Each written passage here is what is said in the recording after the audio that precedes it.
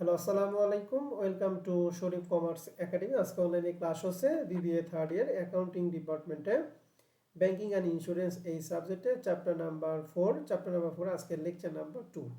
আজকে আমরা করব format 2 balance sheet of banking company. Banking company balance শিটটা এই ব্যালেন্স শিটে আসবে 10 মার্কের জন্য, অথবা ইনকাম স্টেটমেন্ট আসবে 10 মার্কের জন্য। দুইটা ফরম্যাটে যে কোনো একটা ফরম্যাট 10 মার্কের জন্য আসবে। তো ব্যালেন্স শিটটা করার জন্য আমরা শুরুতেই এখানে নেম অফ কোম্পানি, এরপরে ব্যালেন্স শিট। আমরা জানি ব্যালেন্স শিটটা করা হয় বছরের শেষের দিন। এজন্য লিখবো অ্যাজ অ্যাট 31 ডিসেম্বর 2000 যা থাকবে তাই দিব। ব্যালেন্স শিটের জন্য দাগ কাটবো অ্যাকাউন্ট টাইটেলস, টাকা টাকা। আমরা জানি ব্যালেন্স শিটের দুইটা পার্ট, একটা হলো অ্যাসেট আর একটা কি লায়াবিলিটি। তো অ্যাসেটের নাম আমরা লিখবো প্রপার্টি অ্যান্ড অ্যাসেটস। এই প্রপার্টি অ্যান্ড অ্যাসেটের মধ্যে ব্যাংকিং কোম্পানির টোটাল 8টা আইটেমে সম্পদ দিতে হবে। 8টা কোটেশনে সম্পদ দিতে হবে। এই 8টা কোটেশন আপনাদের সবাইকে মুখস্থ রাখতে হবে। প্রথম কোটেশন নাম হচ্ছে ক্যাশ, অর্থাৎ ক্যাশ রেটে যা আছে সব কিছুই ক্যাশের মধ্যে বসাবো। Balance with other bank and financial institute, অন্য ব্যাংকে যদি কোনো টাকা থাকে বা অন্য আর্থিক প্রতিষ্ঠানে যদি কোনো টাকা থাকে, এরকম যদি কোনো লেনদেন থাকে, তাহলে সেটা আমরা 2 নাম্বার এই কোটেশনে বসাবো। 3 নাম্বার কোটেশন লেখা আছে মানি at a call at a short notice, এই নামেই লেখা থাকবে। 4 নাম্বারটা ইনভেস্টমেন্ট, সকল ধরনের ইনভেস্টমেন্ট আমরা 4 নাম্বার কোটেশনে বসাবো। 5 নাম্বার লেখা আছে loan and advance, loan and advance related যে লেনদেনগুলো আছে বা আইটেমগুলো আছে সব আমরা 5 নাম্বার কোটেশনে বসাবো। প্রিমিসেস অ্যান্ড অ্যাসেট, ব্যাংকিং কোম্পানির যে ধরনের স্থায়ী সম্পত্তিগুলো আছে সেটা আমরা 6 নাম্বার কোটেশনে বসাবো। এই 1 থেকে এই 6 এর মধ্যে যে কোটেশনগুলি পড়বে না সেটা আমরা আদার্স অ্যাসেটে বসাবো, আদার্স অ্যাসেটে বসাবো। আর 8 নাম্বার হচ্ছে নন ব্যাংকিং অ্যাসেট, এটা নর্মালি থাকে না, যদি থাকে তাহলে নন ব্যাংকিং অ্যাসেট নামেই টাকা দেওয়া থাকবে। তাহলে টোটাল প্রপার্টি অ্যাসেটে আমরা 8টা কোটেশনের সম্পদ দিব। কোটেশন 8টা আবার বলি: cash, balance with other bank and financial institute, money at a call at a short notice, investment, loan and advantage, premises and asset, other asset and non banking asset. এই 8টা quotation, এই 8টা কোটেশনে সবগুলো যুক্ত হবে আমাদের total assets. এরপর আমরা তাই পাশে দিব liability and share holder equity. এই liability and share holder equity দিতে হবে আমাদের 4টা কোটেশনে। 4টা কোটেশনের মধ্যে প্রথম কোটেশন লেখা আছে borrowing from others bank, financial institute and agent, অর্থাৎ অন্য ব্যাংক বা অন্য আর্থিক প্রতিষ্ঠান থেকে যদি কোনো ঋণ করা হয় তাহলে সেটা আমরা 1 নাম্বার কোটেশনে দিব। এরপরে ডিপোজিট অ্যান্ড আদার অ্যাকাউন্ট, অর্থাৎ সকল ধরনের ডিপোজিটগুলি আমরা 2 নাম্বার কোটেশনে দিব।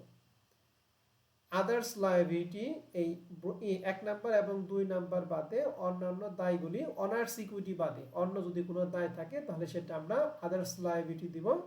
আর 4 নাম্বার আমরা দিব হলো share holder equity, share holder related যে আইটেমগুলো আছে সেটা আমরা শেয়ার হোল্ডার ইকুইটি দিব। তাহলে এই টোটাল 4টা সম্পত্তি যোগ করে আমাদের হবে total liability and share holder equity. তাহলে বুঝতে পারলাম সম্পদ হচ্ছে 8টা আর দায় হচ্ছে 4টা, তাহলে 8 4 12, এই 12টা আইটেমের সমন্বয়ে আমরা ব্যালেন্স শিটটা করব। এবং ব্যালেন্স শিট করার ক্ষেত্রে কিছু কিছু আইটেম আছে যেটা কিনা আমাদের ব্যালেন্স শিটে অন্তর্ভুক্ত হয় না, সম্পদেও আসবে না, দায়ও আসবে না, এরকম কিছু আইটেম আমি আপনাদের বলে দিব শেষে। তো এখন প্রশ্ন হচ্ছে এই যেখানে যে ক্যাশ, তাহলে ক্যাশ রেটের সকল আইটেমগুলি ক্যাশের মধ্যে আসবে। এখন এই ক্যাশ রেটের আইটেমগুলি কি কি তার একটা লিস্ট আমি নিচে দিয়েছি। দেখা আছে ব্যালেন্স শিটে কোন আইটেমগুলি যাবে কোন টাইটেলে তা নিম্নে দেখানো হলো। প্রপার্টি অ্যাসেটের মধ্যে আমাদের ক্যাশ নামে যে টাইটেলটা ছিল এই ক্যাশের আন্ডারে আমাদের যাবে কি কি, যেমন cash in hand, cash with others bank বা ক্যাশ উইথ বাংলাদেশ ব্যাংক, অর্থাৎ ক্যাশ রিলেটেড যা আছে সব কিছু আমরা ক্যাশের মধ্যেই বসাবো। আমার কথা কি সবাই ক্লিয়ার? জি স্যার। 2 নাম্বার এবং 3 নাম্বার কোটেশন এই নামেই লেখা থাকবে, এই নাম লিখে টাকা দিয়ে থাকবে 10,000 20,000 50,000। অতএব 2 এবং 3 এর কোনো কোটেশন নাই, মানে 2 এবং 3 এর কোনো আইটেম নাই, এই নামে সংশ্লিষ্ট নামেই তাকে লাগবে। 4 নাম্বারটা হচ্ছে ইনভেস্টমেন্ট। এখন ইনভেস্টমেন্ট কি কি, যেমন ইনভেস্টমেন্ট, গভ সিকিউরিটি বা শেয়ার, রিজার্ভ ফান্ড, ইনভেস্টমেন্ট, অর্থাৎ ইনভেস্টমেন্ট রিলেটেড যা আছে সবকিছু আমরা ইনভেস্টমেন্টের মধ্যে আনবো। আর কি কি উদাহরণ এই যে নিচে দিয়ে আছে। তাহলে আমাদের cash, balance with other bank and financial institute, 3 নাম্বারটা এবং 4 নাম্বারটা, এই 4টা আমরা কোটেশন পেলাম, বাকি আরো 4টা আছে। 5 নম্বর আইটেম হচ্ছে লোন এন্ড অ্যাডভান্স। এই লোন এন্ড অ্যাডভান্সের মধ্যে কি কি যাবে, অ্যাডভান্সের মধ্যে কি কি যাবে? প্রথমটা হচ্ছে লোন টু কাস্টমার, কাস্টমারকে ঋণ দেয়া। Loan and overdraft, bill discounted, unexpired insurance. তাহলে আর এই যে 4 এবং 5 আইটেম দিয়ে আছে, এটা নর্মালি আসে না, তবে আমরা একটু পরে রাখবো। তবে বেশি গুরুত্ব দিব প্রথম 3টা, loan to customer, loan and overdraft, bill discounted এবং আনএক্সপায়ার্ড ইন্স্যুরেন্স। এই 3টা আমরা দিব কার আন্ডারে বলো দেখি? লোন অ্যান্ড অ্যাডভান্স আন্ডার আছে। অ্যাডভান্স। লোন অ্যান্ড অ্যাডভান্সের আন্ডারে দিব 3টা, কি কি? Loan to customer, loan and overdraft, bill discounted and unexpired insurance. Premises and অ্যাসেটের মধ্যে আমরা দিব সকল ধরনের স্থায়ী সম্পত্তি। স্থায়ী সম্পত্তি কি? প্রিমিসেস হতে পারে, ফার্নিচার, ফিকচার্স, ইকুইপমেন্ট, বিল্ডিং, এগুলো হতে পারে। মনে রাখতে হবে এগুলোর সাথে যদি অ্যাকুমুলেটেড ডিপ্রিসিয়েশন থাকে তাহলে সেটা কি যোগ করবো না বিয়োগ করবো? বিয়োগ করব। ওকে, তাহলে 6 নাম্বারটা গেল প্রিমিসেস এন্ড অ্যাসেটস। 7 নম্বর হচ্ছে আদার্স অ্যাসেট। এই 1 থেকে 6 এর মধ্যে যে সম্পত্তিগুলি আমরা পড়লো না, এগুলো আমরা দিব আদার্স এর মধ্যে। আদার্স অ্যাসেটের মধ্যে কি কি? যেমন ইন্টারেস্ট অ্যাক্রুড রিসিভেবল, অর্থাৎ সুদের বকেয়া, মানে বিনিয়োগের সুদ যদি বকেয়া থাকে, আমরা জানি বিনিয়োগ সম্পদ, সম্পদের সুদ হলো আয়, তাহলে বকেয়া হলো সম্পদ। তাহলে ইন্টারেস্ট অ্যাক্রুড রিসিভেবল বা accrued interest on investment, stock of stationery বা আনইউজড স্টেশনারি, অর্থাৎ মুনিহারি।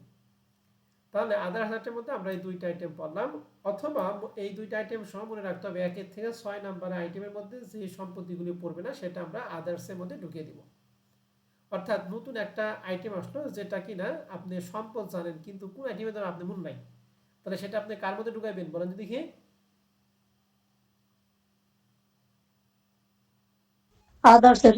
আদার্সের মধ্যে ঢুকিয়ে দিবেন। আর 8 নম্বর লেখা আছে নন ব্যাংকিং অ্যাসেট। এই নন ব্যাংকিং অ্যাসেট নামেই থাকবে, নরমালি থাকে না, যদি থাকে তাহলে এই নামেই থাকবে। তাহলে টোটাল আমরা অ্যাসেট পাশে 8টা আইটেমের আন্ডারে কি কি কোটেশনগুলি যায়, 8টা কোটেশন আন্ডারে কি কি আইটেমগুলি যায়, আইটেমগুলি পড়লাম। আমার সাথে সাথে আরেকবার একটু পড়েন, ক্যাশের আন্ডারে কি কি জিনিস যাবে একজন বলেন তো দেখি, একজন বলবেন। ক্যাশের আন্ডারে কি কি যায়? Cash in hand, cash with others bank, cash with Bangladesh bank. Okay, এবার শিখতে গেল, শিখতে বা অন্য একজন বলো। 2 এবং 3 এই নামই থাকবে। 4 নম্বরে ইনভেস্টমেন্টের মধ্যে কি কি যাবে? Investment, government security, shares, reserve fund, investment. Reserve fund, investment, gov security অথবা কি শেয়ার, এই কয়েকটা জিনিস যাবে ইনভেস্টমেন্টের মধ্যে। ওকে, আরেকজন বলো তো দেখি, ও বাদে আরেকজন বলো। 5 নম্বরে loan and advance, loan and অ্যাডভান্সের মধ্যে কি কি যাবে?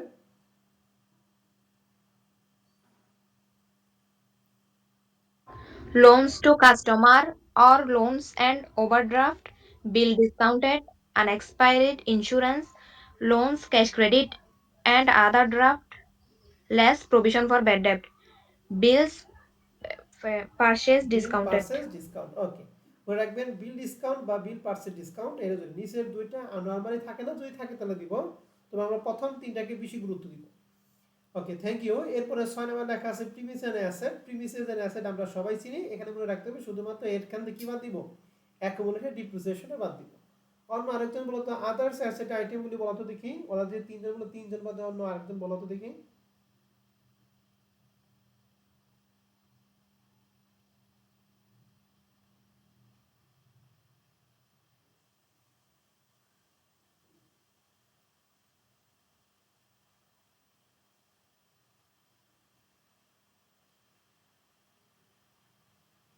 কেউ কি আসো? ওই 3জন বাদে অন্য কেউ আসো?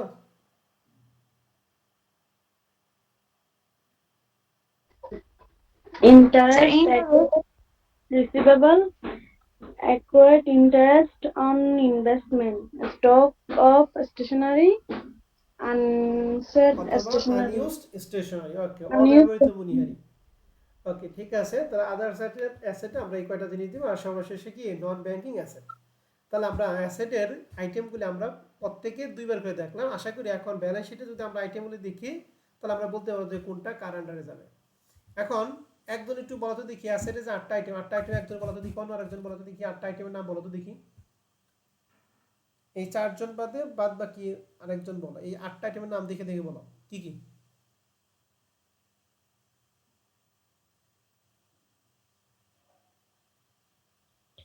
cash, balance with other bank and financial institutes, money at call and short notice, investment, loans and advances, premises and asset, other assets and non-banking assets.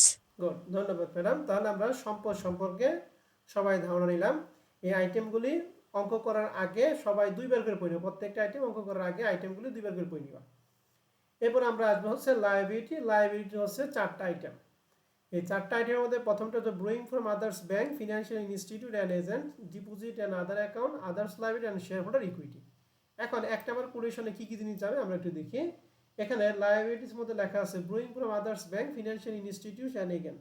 এর মধ্যে আমাদের যাবে উইনিং by foreign corresponding, short loan taken by the bank বা loan from bank. Normally এই আইটেমগুলি থাকে না, যদি থাকে তাহলে যে ব্রোয়িং ফ্রম আদার্স ব্যাংক এই নামেই থাকবে, ঠিক আছে? যদি থাকে তাহলে আমরা এই আইটেমগুলি একটু পড়লাম, এই আইটেমগুলি থাকে তাহলে এই নামে থাকবে। এই নামে থাকে না নর্মালি, যে ব্রোয়িং ফ্রম আদার্স ব্যাংক বা ব্রোয়িং ফ্রম ফিনান্সিয়াল ইনস্টিটিউট এই নামেই থাকে। এই নামে বাদে যদি এইগুলা থাকে তাহলে এগুলো আমরা এই আইটেমের মধ্যে ঢুকাবো। তো এটা প্রথমটা গেল। এবার 2 number deposit and others account. এই ডিপোজিট অ্যান্ড আদার্স অ্যাকাউন্টের মধ্যে প্রথমটা আছে current account, deposit account, saving deposit account, fixed deposit account. অর্থাৎ ডিপোজিট রিলেটেড যা আছে সব আমরা ডিপোজিট অ্যান্ড আদার্স অ্যাকাউন্টে ঢুকাবো। এরপরে বিলস পেয়েবল বা current deposit account, recurring deposit. তাহলে এই কয়েকটা আইটেম হচ্ছে ডিপোজিট অ্যান্ড আদার্স অ্যাকাউন্টে ঢুকবে।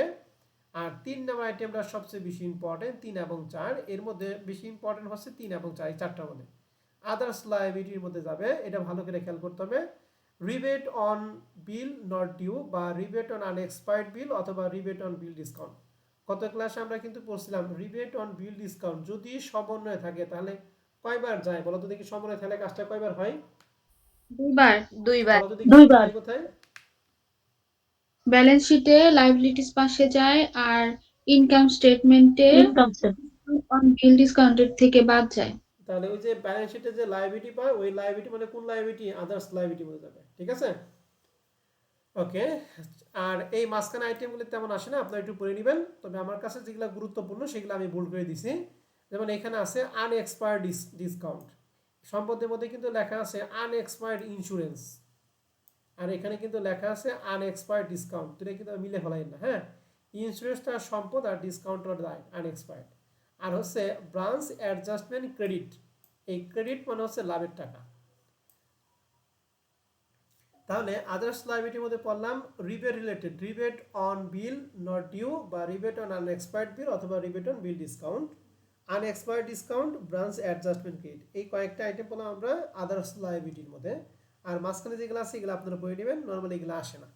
আর 4 নম্বর আইটেমটা হচ্ছে শেয়ার হোল্ডার ইকুইটি। আইটেমটা খুবই important.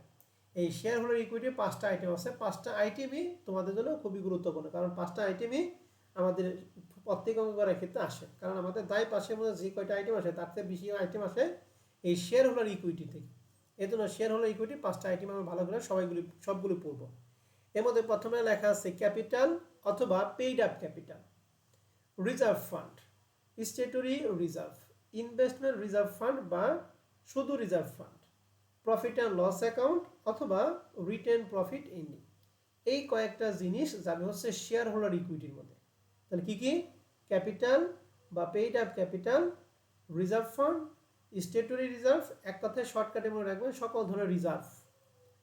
Reserve fund statutory reserve হতে পারে, ইনভেস্টমেন্ট রিজার্ভ ফান্ড হতে পারে বা শুধু রিজার্ভ ফান্ড হতে পারে। এবার প্রফিট অ্যান্ড লস অ্যাকাউন্ট এমনকি রিটেন প্রফিট এন্ডিং, এই কয়েকটা আইটেম যাবে হচ্ছে শেয়ার হোল্ডার ইকুইটির মধ্যে। শেয়ার হোল্ডার ইকুইটি আইটেমগুলি প্রশ্নে বেশি থাকবে। আর আদার অ্যাসেটের মধ্যে রিবেট রিলেটেড যা আছে আনএক্সপায়ার্ড ডিসকাউন্ট এবং ব্রাঞ্চ অ্যাডজাস্টমেন্ট। ডিপোজিটের মধ্যে বলে মনে রাখবেন ডিপোজিট রিলেটেড যা আছে সব, এটা মনে রাখলেই ডিপোজিট অ্যান্ড আদার্স অ্যাকাউন্ট পারবেন। আর প্রথমটা মনে রাখার দরকার নাই, প্রথমটা শুধুমাত্র ব্রোয়িং ফ্রম আদার্স ব্যাংক অথবা ব্রোয়িং ফ্রম ফিনান্সিয়াল ইনস্টিটিউট নামেই থাকবে। তাহলে আমাদের দায় পাশে এই 4টা দায় সম্পর্কে ধারণা হয়ে গেল। আর একটা কথা বলছিলাম, যেগুলো ব্যালেন্স শিটের সম্পদ এবং দায় পাশে কোটে আসে না, এটাকে বলা হয় অফ ব্যালেন্স শিট আইটেম। এই অফ ব্যালেন্স শিট আইটেমগুলি সম্পদ পাশে মানে ব্যালেন্স শিটের সম্পদ এবং তাই পাশে দুটির একটাও আসবে না। এগুলা থাকলে সরাসরি কেটে দিবেন, মানে এগুলা কোনো কাজ আমাদের বসে নাই। এগুলো off balance sheet item. Off balance sheet আইটেমগুলির মধ্যে প্রথমটা লেখা আছে liability of customer from accepted as per contra. এটা এই অফ ব্যালেন্স শিট আইটেমগুলি মনে রাখার শর্ট টেকনিক আমি বলে দিব। এই যে কন্টা রিলেটেড যা আছে, কন্টা রিলেটেড যা আছে সব হচ্ছে অফ ব্যালেন্স শিট আইটেম। এই অফ ব্যালেন্স শিট আইটেম সম্পদ পাশে না তাই পাশে নাকি ব্যালেন্স শিট আসেই না, বলো তো দেখি। ব্যালেন্স শিটে আসে না।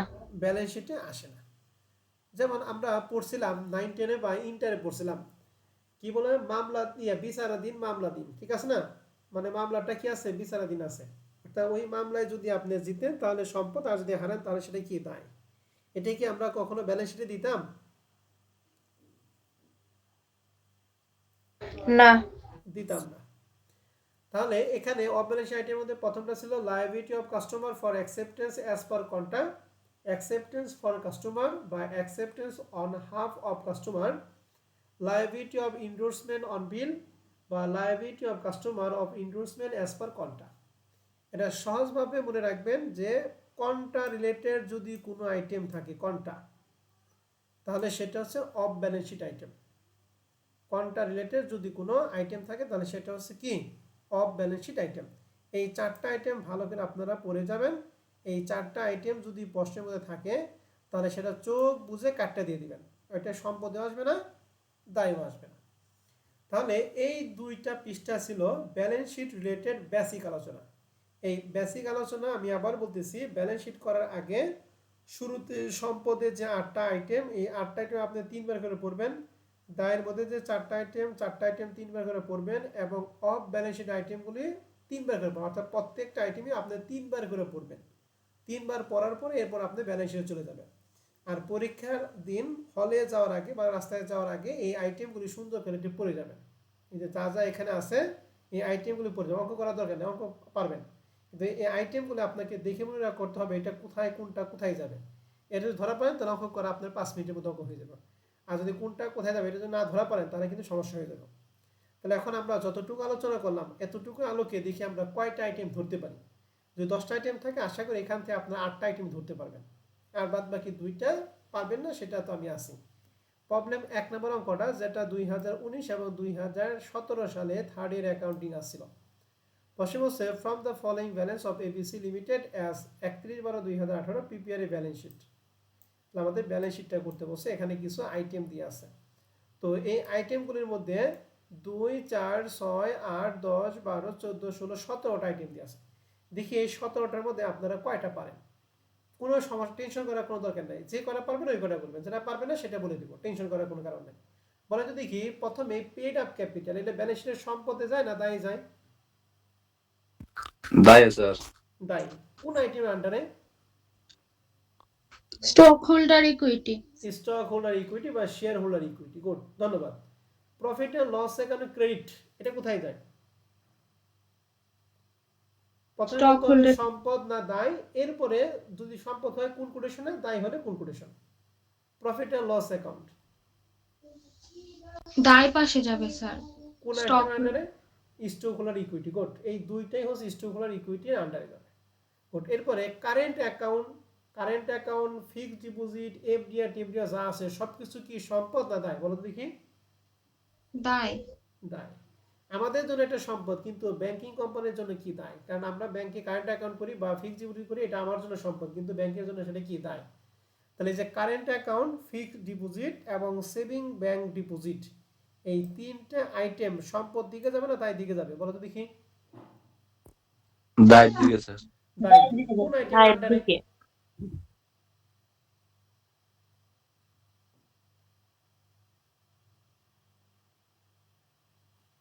কোন আইটেমের আন্ডারে বলতে পারবেন? না স্যার ওটা মনে নাই। অন্য কেউ? Deposit other. Deposit and others account. দেখছেন কেউ না কেউ অবশ্যই পারবেন। তাহলে এই দুইটা যাবে শেয়ার হোল্ডার ইকুইটির মধ্যে, আর এই তিনটা যাবে ডিপোজিট এন্ড আদার্স অ্যাকাউন্টে। ফার্নিচারটা কোথায় যাবে? Premises and assets. Premises and assets, balance শিটের সম্পত্তি। গুড, এবার ইনভেস্টমেন্ট রিজার্ভ ফান্ড, এই যে রিজার্ভ রিলেটেড যা আছে ইনভেস্টমেন্ট Asset. রিজার্ভ ফান্ড, এটা কোথায় যাবে বলো তো দেখি? shareholders equity, shareholders equity. Okay, ধন্যবাদ। ব্রাঞ্চ অ্যাডজাস্টমেন্ট ক্রেডিট,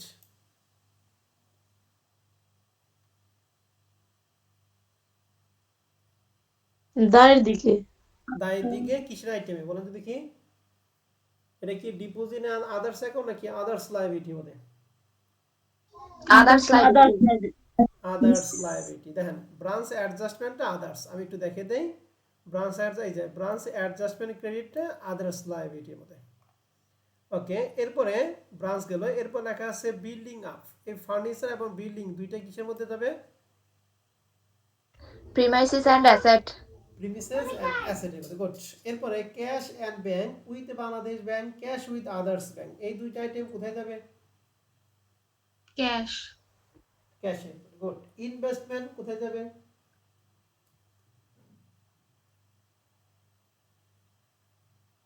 Asset পাশে investment. Investment. Good. Loan and overdrafts, loan and advance, loan and advance. Good. Bill discounted, বলেন তো দেখি? এটাও লোন এন্ড অ্যাডভান্সে যাবে দায় পাশে, বিল ডিসকাউন্টেড, লোন এন্ড অ্যাডভান্টেজে। ওকে, আনএক্সপায়ার্ড ডিসকাউন্ট, আদার্স লাইবিলিটিসে যাবে। এই দুইটা আমি একটু ক্লিয়ার করি, ঠিক আছে? একটা আনএক্সপায়ার্ড ডিসকাউন্ট আর একটা কি আনএক্সপায়ার্ড ইন্স্যুরেন্স। এই আনএক্সপায়ার্ড ইন্স্যুরেন্সটা যাবে কোথায়? সম্পদে। কোন সম্পদে বলো তো দেখি? আদার অ্যাসেট, স্যার ইন্স্যুরেন্সটা লোনে আছে, আনএক্সপায়ার্ড ইন্স্যুরেন্সটা কোথায় যাবে? লোন এন্ড অ্যাডভান্স, ওকে, তাহলে লোন এন্ড অ্যাডভান্সের মধ্যে এই বিল ডিসকাউন্টটা কোথায় যাবে বলেন তো দেখি? Loan and advance এ তো হবে। তাহলে লোন এন্ড ওভারড্রাফট, তাহলে তিনটা আইটেম পেলাম। আমরা একটু লোন এন্ড অ্যাডভান্সটা একটু দেখে আসি। দেখেন লোন এন্ড অ্যাডভান্সে loan to customer, loan and overdraft, bill discount, unexpired insurance, দেখছেন এই তিনটাই কিন্তু হয়ে গেছে। ধন্যবাদ। ও ভালো। তাহলে বিল ডিসকাউন্ট, লোন এন্ড ওভারড্রাফট এবং কি আনএক্সপায়ার্ড ইন্স্যুরেন্স, এই তিনটাই হচ্ছে লোন এন্ড অ্যাডভান্টেজ। মাঝখানে দুইটা আনএক্সপায়ার্ড ডিসকাউন্টটা কোথায় যাবে?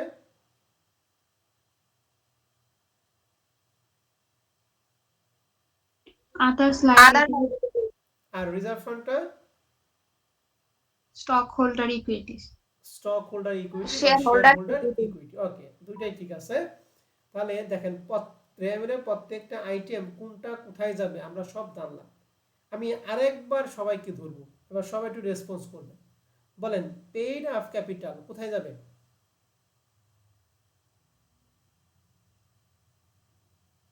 শেয়ার হোল্ডার ইকুইটি, তাহলে 10 লাখ টাকা।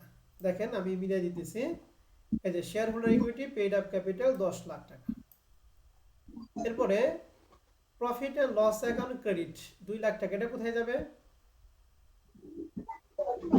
shareholders equity, তাহলে শেয়ার হোল্ডার ইকুইটি 2 লাখ টাকা। দেখি এই যে share holder equity profit and loss account 2 lakh টাকা দিছে, তাহলে দুইটা গেল। এরপরে আছে current account, fixed deposit, saving bank deposit, এই তিনটা কোথায় যাবে?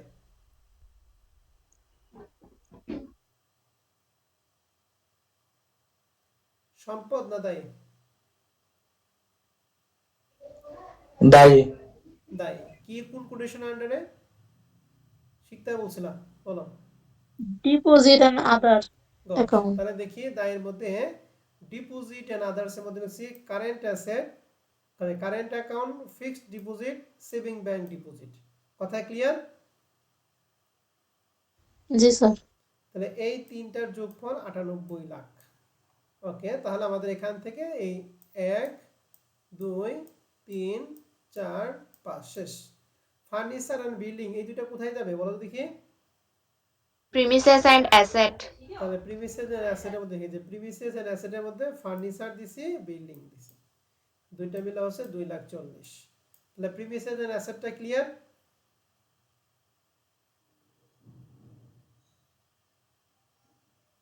জি স্যার। ওকে, তাহলে আমাদের প্রিমিসেস বিল্ডিং গেল। এরপরে ইনভেস্টমেন্ট রিজার্ভ ফান্ড, এটা কোথায় যাবে? ইনভেস্টমেন্ট রিজার্ভ shareholders তাহলে ইনভেস্টমেন্ট রিজার্ভ ফান্ড, এই যে investment reserve fund shareholder ইকুইটির মধ্যে 10,000 টাকা দিছে। রিজার্ভ রেটে যা আছে সব শেয়ার হোল্ডার ইকুইটির মধ্যে যাবে।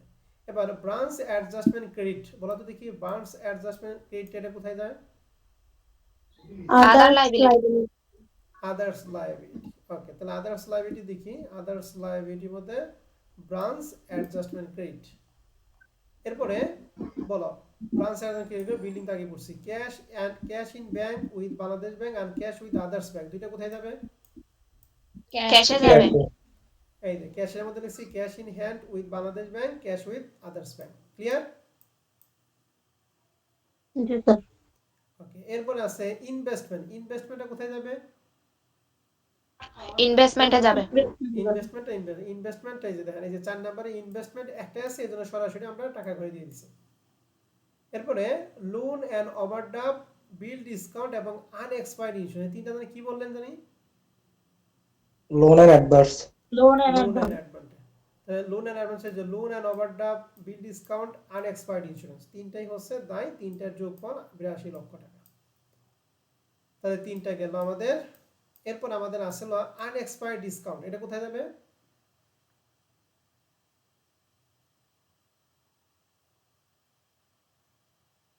other liabilities আর রিজার্ভ ফান্ডটা? Share holder equity. তাহলে আদার্স লায়াবিলিটিস এর মধ্যে যে আনএক্সপায়ার্ড ডিসকাউন্ট আর শেয়ার হোল্ডার মধ্যে যে রিজার্ভ ফান্ড, সর্বশেষ আইটেম 2 লাখ টাকা। তাহলে আমাদের দেখেন এখানে সবগুলো আইটেম পড়া শেষ, তার মানে সবগুলো পোস্টিং দেওয়া শেষ। এখন আমরা ব্যালেন্স শিটে মিলাই।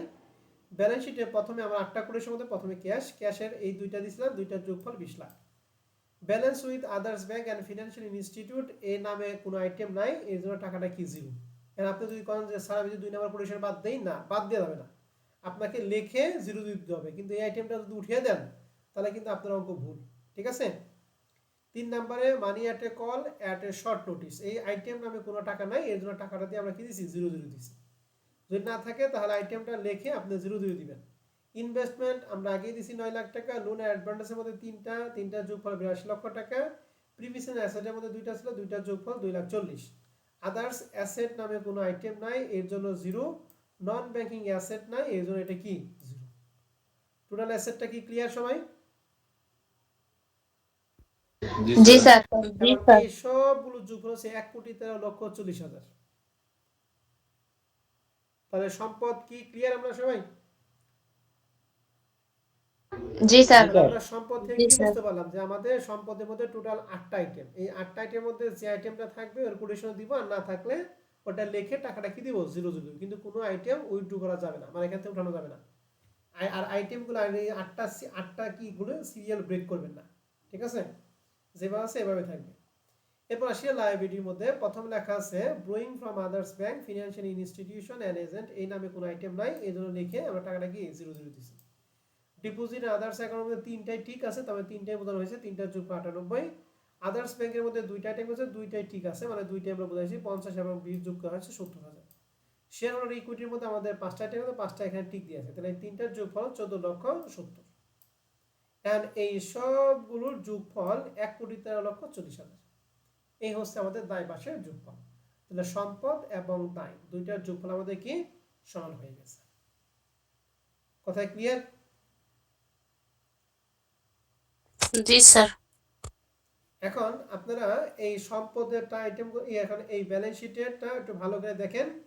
যদি কারো কোনো আইটেম নিয়ে যদি কোনো প্রশ্ন থাকে আপনারা সবাই আমার সাথে কথা বলুন।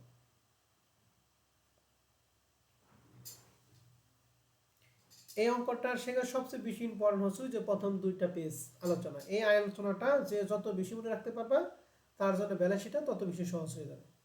ব্যালেন্স শিটে করতে লাগবে 5 মিনিট, কিন্তু আইটেমগুলো ধরতে লাগবে আপনার 50 মিনিট। এই আইটেমগুলো ধরাটা বেশি গুরুত্বপূর্ণ।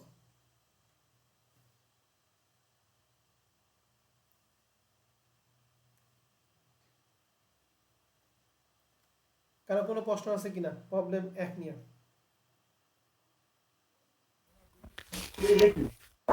না স্যার। না স্যার, প্রশ্ন নাই।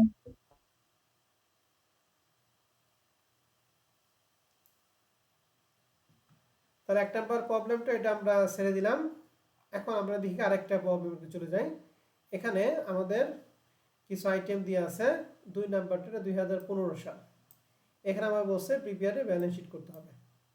তাহলে আমাদের এখান থেকে এই পর্যন্ত আইটেমগুলি দিয়ে আছে। তাহলে আইটেমগুলি আমরা একটু ভালো করে পড়ি, দেখি আমাদের কি কি আইটেম কোথায় কোনটা যাবে। 2, 4, 6, 8, 10, 12, 14, 16, 17টা, এখানে 17টা আইটেম আছে। দেখি এখানে 17টা আইটেম কোনটা কোথায় যায়। প্রথমে বলেন profit and loss account credit, এটা কোথায় যাবে?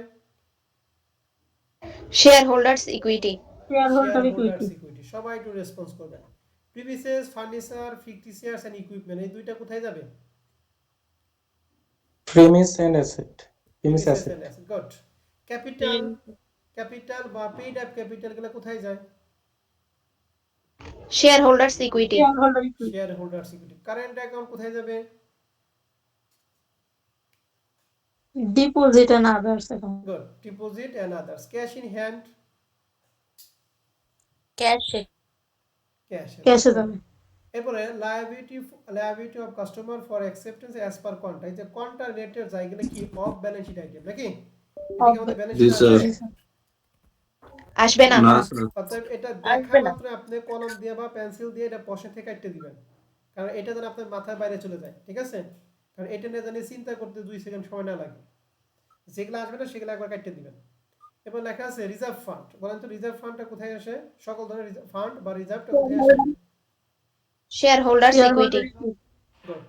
এইভাবে money at a call at a short note, এটা সম্পদের 3 নাম্বার কোটেশনটা আছে, এই নামই আছে, ঠিক আছে না? যদি না জি থাকে স্যার। টাকাটা, তাহলে এই নামে লিখে টাকাটা কি দিবেন? 00 দিবেন। কিন্তু এটা এটা যে ইয়ে থেকে আইটেম থেকে বাদ দিবেন তা বাদ দিয়ে যাবে না। লোন টু কাস্টমার, বলেন তো দেখি লোন টু কাস্টমারটা কি?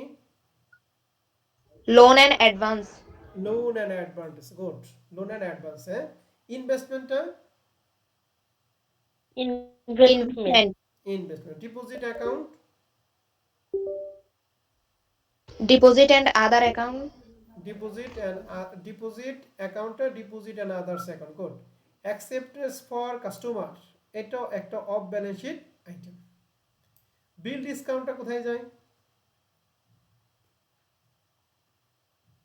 loan and advance এ যায়, loan and advance, good. Liability by endorsement on bill, এইটাও off balance sheet item. Rebate on bill not due, এটা কোথায়? Rebate on bill not due বা rebate on bill discounted, Others এটা liability. Others liability, good. আর liability of customer for endorsement as per contra, এই যে কন্টা মানে রেয়াবিলে balance শিটে আসবে না। তাহলে এখানে অফ ব্যালেন্স শিট আইটেম পেলাম কয়টা? 3টা, চারটা বেশি, ঠিক আছে? এই 4টা দেখার সাথে সাথে আপনি সুন্দর করে কি কেটে দিবেন। এখন এগুলা বাদে বাদ বাকি আইটেম নিয়ে আপনি চিন্তা করবেন যে কোনটা কোথায় যাবে, ঠিক আছে? তাহলে আমি আরেকবার আমার সাথে সাথে একটু বলেন, আমি অঙ্কটা মিলে দিই। প্রথমে profit and loss account credit, এই 4,20,000 টাকা কোথায় যাবে? এটা shareholders equity, তাহলে আমরা শেয়ার হোল্ডার ইকুইটি ব্যালেন্স শিটে, তাহলে ব্যালেন্স শিটে দেখি শেয়ার হোল্ডার ইকুইটির মধ্যে আমরা এটা দিছি কিনা। শেয়ার হোল্ডার ইকুইটির মধ্যে প্রফিট এন্ড লস অ্যাকাউন্ট 4,20,000 টাকা দেওয়া হয়েছে। এরপরে 2 নাম্বার কোটেশন ছিল premises, furniture, fixed and equipment, এই দুইটা আমাদের কোথায় যাবে? premises and asset, তাহলে দুইটা টিক দিয়ে শেষ। তাহলে প্রিমিসেস এন্ড অ্যাসেটের মধ্যে আমরা দিছি premises, furniture, fixed and equipment, এই দুইটার যোগফল 31,58,000। ওকে, এরপরে বলেন ক্যাপিটাল 40 লাখ টাকা, এটা কোথায় যাবে? shareholders equity, share holder. Shareholders equity. তাহলে শেয়ার হোল্ডার ইকুইটির মধ্যে কই, এই শেয়ার হোল্ডার ইকুইটির মধ্যে ক্যাপিটাল দিছি 40 লাখ টাকা দিছি। এরপর আমাকে বলেন শেয়ার হোল্ডার ইকুইটি তো আমরা দিলাম। এরপর আমাদের প্রশ্নে আছে current account and cash in hand. current account হচ্ছে deposit and other account এ, আর cash in hand হচ্ছে ক্যাশে, ক্যাশ ইন হ্যান্ড হচ্ছে ক্যাশে। আমরা কি সবাই ক্লিয়ার? এটা কারেন্ট অ্যাকাউন্টটা কোথায় যাবে? Deposit and deposit and other account, আর ক্যাশ ইন হ্যান্ডটা Cash. cash, ক্যাশে। এরপরে রিজার্ভ ফান্ডটা কোথায় যাবে? Share holder equity, shareholder ইকুইটিতে। আর money at a call at a short notice, এটা সম্পত্তি কত নম্বর quotation? 3 number. 3 number. Loan to customer কোথায় যাবে?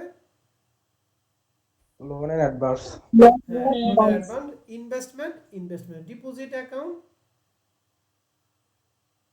Deposit and other account. Okay. Bill discount, other account, Loan and advance. Loan এর advance. আর rebate on bill not due, মানে rebate on bill discount. Others liability, Other liability. তাহলে আমরা দেখি এগুলা আমরা ঠিকঠাক করছি কিনা। সম্পদের মধ্যে প্রথম কোটেশন ছিল ক্যাশ। ক্যাশটা আমাদের একটা আইটেম ছিল cash in hand 74,06,000। Balance with others bank and financial institute নামে কোনো আইটেম নাই, এই জন্য 0। মানি at a call and short notice ছিল, এই জন্য টাকা পয়সা 68,14,000। ইনভেস্টমেন্ট আমাদের ছিল, বসাইছি। লোন অ্যান্ড অ্যাডভান্সের মধ্যে দুইটা আইটেম গেছে, loan and overdraft, bill discount, দুইটা যোগফল 1,88,84,000। প্রিভিয়াস অ্যাসেটের মধ্যে দুইটা গেছে, আমরা দুইটা দিছি। Others asset and non banking asset দুইটা নাই, লিখে দুইটা কি 0 বসাইছি। এবং সবগুলো যোগফল 4,88,93,000। তাহলে অ্যাসেটের প্রত্যেকটা আইটেম আপনারা যা যা বলছেন এখানে ঠিক তাইতেই পোস্টিং দিয়ে আছে, ঠিক আছে না? জি স্যার। এবার লায়াবিলিটির মধ্যে প্রথম আইটেম নামে কোনো কিছু নাই, এর জন্য 0। ডিপোজিট এন্ড আদার্স অ্যাকাউন্ট আপনারা দুইটা আইটেম বলছেন না, একটা কারেন্ট অ্যাকাউন্ট, একটা ফিক্সড ডিপোজিট, দুইটা যোগফল 3,84,14,000। আদার্স লায়াবিলিটি একটা আইটেম ছিল rebate on bill not due 32,000 টাকা। আর শেয়ার হোল্ডার ইকুইটি ছিল 3টা, এই 3টার যোগফল 64,47,000। এই 3টার যোগফল liability and share holder equity 4,48,93,000 টাকা, ঠিক আছে? তাহলে এই ব্যালেন্স শিটটা করার থেকে সবচেয়ে বেশি ইম্পর্টেন্ট হচ্ছে আইটেমগুলি ভালো করে পড়া, ঠিক আছে না? আইটেম যে পড়বে সে ব্যালেন্স শিট 100% পারবে। আমার কথা কি বুঝতে পারছি সবাই? না জি স্যার। জি স্যার। তাহলে এই দুইটা অঙ্ক যে করালাম, এই দুইটা অঙ্ক করার জন্য আমি আবার বলতেছি, প্রথমে দুইটা পেজ আপনারা সবাই 3 বার করে পড়বেন। এক একটা আইটেমগুলি আপনারা সবাই 3 বার করে পড়বেন, ঠিক আছে? এরপরে হচ্ছে এই দুইটা অঙ্ক আপনারা করবেন। আমাদের আর একটা অঙ্ক বাকি আছে, সেটা হচ্ছে প্রবলেম 3। এই প্রবলেম 3 নাম্বার অঙ্কটা ওই দুইটা অঙ্ক করার পর আপনারা প্রবলেম 3 নাম্বার অঙ্কটা দেখবেন। যেগুলো আইটেমগুলো সমস্যা হবে সেই আইটেমগুলো আমি আগামী ক্লাসে আপনাদের বলে দিব। কথা কি বুঝতে পারছি? জি স্যার। কিন্তু কথা হলো অঙ্ক 3 নাম্বার অঙ্ক কিন্তু করার দরকার নাই। 3 নাম্বার অঙ্ক জাস্ট আপনারা দেখবেন, আমি করাবো আগামী ক্লাসে, এটা করে আমি চ্যাপ্টার ক্লোজ করব। 3 নাম্বার অঙ্কটা বড় কথা না, বড় কথা হলো আগে আইটেমগুলি ভালো করে পড়বেন, এরপরে হচ্ছে দুইটা অঙ্ক হাতে কলমে করবেন। আমি তো বুঝে দিলাম, আপনি হাতে কলমে করবেন। যখনই হাতে কলমে আপনি করবেন তখন ওই লেখাগুলো আপনার মাথার মধ্যে ঢুকবে, আর তখন আপনি 3 নাম্বারের আইটেমগুলি সহজে ধরতে পারবেন। আর যদি ওগুলো না করে সরাসরি 3 নাম্বার শুরু করেন তাহলে কিন্তু কিছুই বুঝবেন না। কথা কি বুঝতে পারছি? জি স্যার। জি স্যার। অতএব 3 নাম্বার অঙ্কটা এখন না, 3 নাম্বার অঙ্ক দেখা দরকার নেই, আমি 3 নাম্বার আগামী ক্লাসে করে দিব। কিন্তু প্রবলেম 1 এবং 2 আপনার হাতে কলমে করবেন। হাতে কলমে করে যার যার গ্রুপে শেষে কি করবেন, যার যার গ্রুপে শেষে লিখে সাবমিট করবেন। কথা ক্লিয়ার? জি স্যার। ওকে, ঠিক আছে। তাহলে আজকের রেকর্ড ক্লাস আমাদের এই পর্যন্ত থাকবে।